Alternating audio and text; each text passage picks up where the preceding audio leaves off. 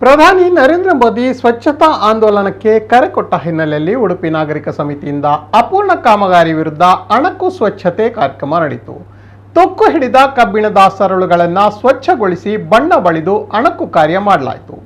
ಕಳೆದ 5 ವರ್ಷದಿಂದ ಕಾಮಗಾರಿ ಸ್ಥಗಿತಗೊಂಡು ತುಕ್ಕು ಹಿಡಿಯಲು ಇಲ್ಲಿ ಶುರು ಮಾಡಿದೆ. ಕಬ್ಬಿಣದ ಸರಳುಗಳು ಅಪಾಯಕಾರಿಯ ಸ್ಥಿತಿಯಲ್ಲಿವೆ. ನಗರದಲ್ಲಿ ಹಾದು ಹೋದ ರಾಜ್ಯ ಹೆದ್ದಾರಿ ರಾಷ್ಟ್ರೀಯ ಹೆದ್ದಾರಿಯಾದ ಬಳಿಕ ಕಾಮಗಾರಿ ಸ್ಥಗಿತವಾಗಿದೆ. ರೈಲ್ವೆ ಓವರ್ ಬ್ರಿಡ್ಜ್ ಕಾಮಗಾರಿ ಸ್ಥಗಿತಗೊಂಡ ಪರಿಣಾಮ ಸಲಕರಣೆಗಳು ತುಕ್ಕು ಹಿಡಿದಿವೆ.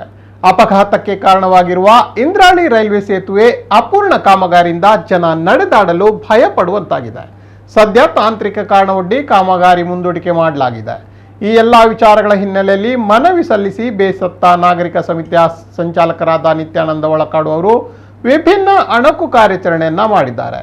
ಗಾಂಧಿ ಜಯಂತಿ ದಿನವಾದ ನಿನ್ನೆ ಸ್ವಚ್ಛತೆಯನ್ನ ಮಾಡುವ ಮೂಲಕ ಕೇಂದ್ರ ಸರ್ಕಾರ ಈ ಮಹತ್ವದ ದಿನದಂದಾದರೂ ಇನ್ನು ಮುಂದೆ ಇಂತಹ ಅಣಕು ಸ್ವಚ್ಛತೆಯನ್ನ ಗಮನಿಸಿ ಕಾಮಗಾರಿಗೆ ಚುರುಕು ಮುಟ್ಟಿಸಲು ಮನವಿಯನ್ನ ನಿತ್ಯಾನಂದ ಒಳಕಾಡು ಮಾಡಿದ್ದಾರೆ. ಗಾಂಧಿ ಜಯಂತಿ ಪ್ರಯುಕ್ತ ದೇಶಾದ್ಯಂತ ಸ್ವಚ್ಛತಾ ಕಾರ್ಯಕ್ರಮವನ್ನು ಮಾನ್ಯ ಪ್ರಧಾನಮಂತ್ರಿಯವರು ಹಮ್ಮಿಕೊಂಡಿದ್ದಾರೆ. ಆ ಪ್ರಯುಕ್ತ ನಾವು ಉಡುಪಿಯಲ್ಲಿಯೂ ಕೂಡ ಬೇರೆ ಬೇರೆ ಸಂಘಟನೆಗಳು ಬೇರೆ ಬೇರೆ ರೀತಿಯ ಒಂದು ಸ್ವಚ್ಛತಾ ಕಾರ್ಯಕ್ರಮವನ್ನು ಮಾಡ್ತಿದ್ದಾರೆ.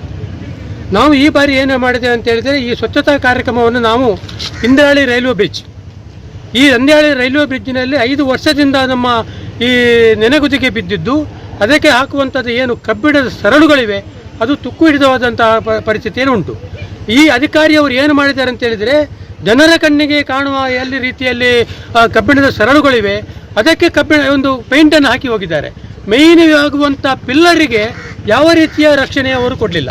ಯಾಕಂತ ಹೇಳಿದರೆ, ಒಂದು ಗುಂಡಿ, ಒಂದು ಕಡೆಯಲ್ಲಿ ಮಳೆಯ ನೀರಲ್ಲಿ ಆ ಗುಂಡಿಯಲ್ಲಿ ನಿಂತು ಕಬ್ಬಿಣ ತುಕ್ಕು ಹಿಡಿದದ್ದು ಯಾರಿಗೂ ಗೊತ್ತಾಗುವುದಿಲ್ಲ. ಮೇಲೆ ಮಾತ್ರ ಒಂದು ಸ್ವಚ್ಛವಾಗಿ ಕಾಣ್ತದೆ ಅಷ್ಟೇ. ಅದಕ್ಕೋಸ್ಕರ ಇವತ್ತು ನಾವು ಏನು ಮಾಡಿದ್ದೇವೆ ಅಂತ ಹೇಳಿದರೆ, ಒಂದು ಸ್ವಚ್ಛತಾ ಒಂದು ಕಾರ್ಯಕ್ರಮದ ಹಿನ್ನೆಲೆಯಲ್ಲಿ ನಾವು ಈ ಕಬ್ಬಿಣದ ತುಕ್ಕು ಹಿಡಿದದನ್ನು ನಾವು ಸೈನ್ ಪೇಪರಲ್ಲಿ ತಿಕ್ಕಿ ಮತ್ತು ಅದಕ್ಕೆ ತುಕ್ಕು ಹಿಡಿಯೋದಾಗಿ ಅದಕ್ಕೆ ನಾವು ಒಳ್ಳೆಯ ರೀತಿಯ ಒಂದು ಪೇಂಟನ್ನು ಕೂಡ ನಾವು